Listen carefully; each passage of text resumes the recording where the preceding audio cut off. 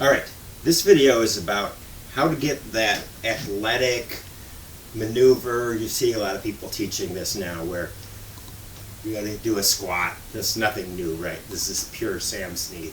Get a squat, come this way, explode up through the ball. You're moving your center of mass down and up. You're harnessing horizontal forces and vertical forces. You're testing yourself on, force plates and all those things. And then the theory is you have to do this and this and this and this and this and this, and then you piece it together into a golf swing, and then you're wildly offline, and then you have to figure out how to then harness that and make it go straight. Sounds complicated.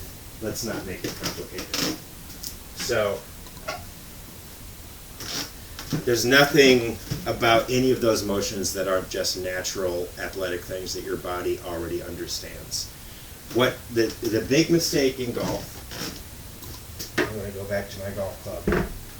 The big mistake in golf is not understanding what type of motion you're trying to create with a golf club. So you're not trying to create a hitting motion, despite that seeming like the most obvious thing, and that's basically what almost everybody does when they pick up a golf club for the first time, is attempt to hit the ball like this.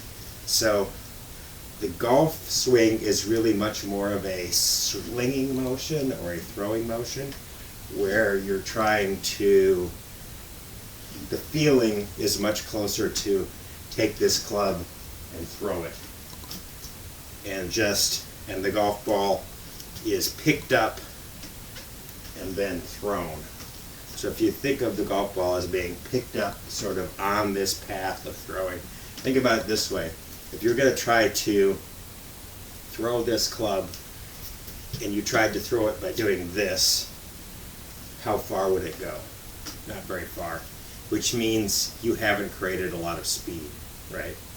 How far it flies is a function of speed. If you were going to throw this club, you wouldn't do this motion. So if you want to really create speed, you know that you have to throw it with your whole body like that. That's how you would get a lot of speed on this. So, with all that said, now we understand that we're not going for a hitting motion. We're going through more of a throwing or slinging motion. Now, how do you get yourself to understand and feel that? So my experience is you can read all this stuff and sort of think you intellectually understand it at least, and say, oh yeah, you're supposed to do that, supposed to do that. Maybe you think you're doing it, but until you can actually feel something happening in your body doesn't have a clue as to what the thing is, right? Your body only understands feel and pictures and things like that. So let's create a feel. So here's the other thing we need to talk about. If you try to restructure your swing by doing all these deliberate motions that are not really tasks, if the task is I have to sit and then do this and then do this and do this drill, and if those are the tasks, how does that ever turn into something you can use? Because you can't go to the golf course and say, okay, now I'm going to focus on my sit move while I play golf. It's disastrous. So, and then secondarily, if you learn all those moves outside of a structured context where you're still controlling face and path, then you have to try to take all those maneuvers and then turn them into something that has structure again. So, very complicated. I would say don't bother doing it. So here's the simple way. If you have this, you have got an understanding intuitively of what a path is. You're probably not going to do some crazy thing. You can do some looping maneuvers, and that's perfectly fine in a golf swing, if they're deliberate and consistent and structured in a certain way. I could do a sort of figure eight pattern, which works nicely in a golf swing as well. But let's just say we're doing with the most obvious, staying on plane, keeping the face square to path, right? So now I have all this containment And now I can be as aggressive as I want, understanding that really nothing is going off, right? I'm staying on plane. I'm controlling my club face. My arm structure is proper. My grip is where it needs to be.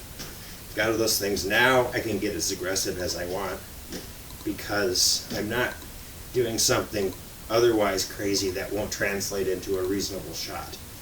So here would be your basic swing, right? If you didn't want to add a lot of extra power, just keep everything together like this. And we can test that out as a golf swing now. So we're just going to keep everything together like that.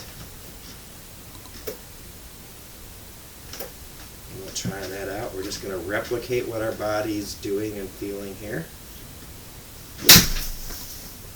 Pretty reasonable, little partial shot there. Pretty straight, even not terrible distance. That was 113 pitching wedge. Okay, now comes the exciting part. Now you want to really hit it. So what do? Well, so there is all these, you see all the pro players do some version of this, which is to sort of squat first, rotate this way. You think of Sam Snead as sort of the first person that you really recognize doing this move in a big way.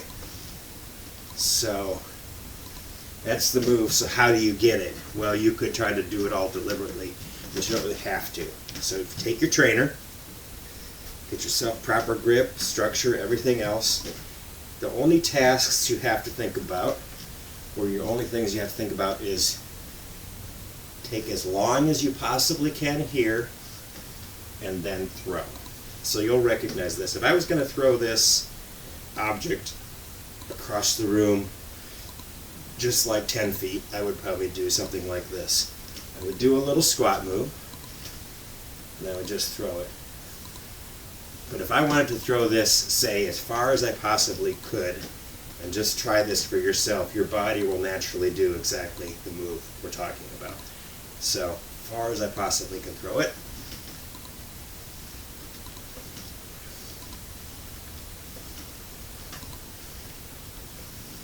So there's your move. And it's completely natural and intuitive if you understand what the task is, which is to throw this as far as you can. So let's put that move into our swing now. So taking as long as I can, throwing it. Let's see what we get out of this. Pretty good shot, I think. Down the middle. So as you can see, this hasn't ruined my accuracy. So now I added, there's another 20 yards. We'll see how much I can get out of this. So the longer I can take, and then throw the, sort of whip the club through. There's a lot of different feelings you can get. You can imagine this is like a paintbrush and you're whipping the paint off.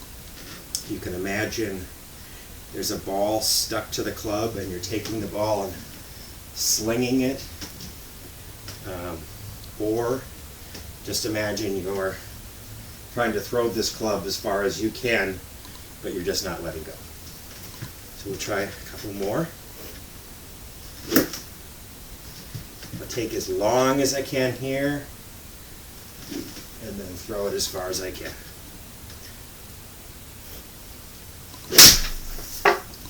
Good shot. I'm not sure it's any farther, but it's a good shot.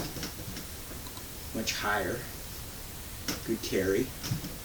Yeah, good shot, 137. That was higher with more spin, probably a little more speed. I'll do one more. This time I'm going to think about not only throwing it as far as I can, but on as low a trajectory as I can. So there's another, so you can think about throwing the club there if you want a high shot. Think about throwing the club there if you want a low shot. So let's try this one. I throw the club nice and low.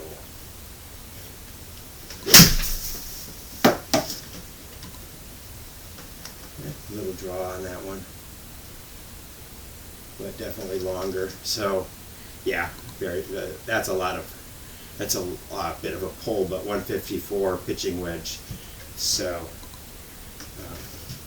keep myself contained a little better this time. Let me see if I can hit a low one that's not a pull.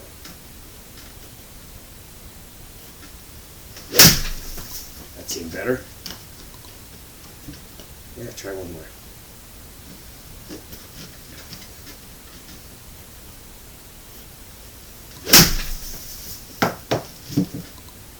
There it is.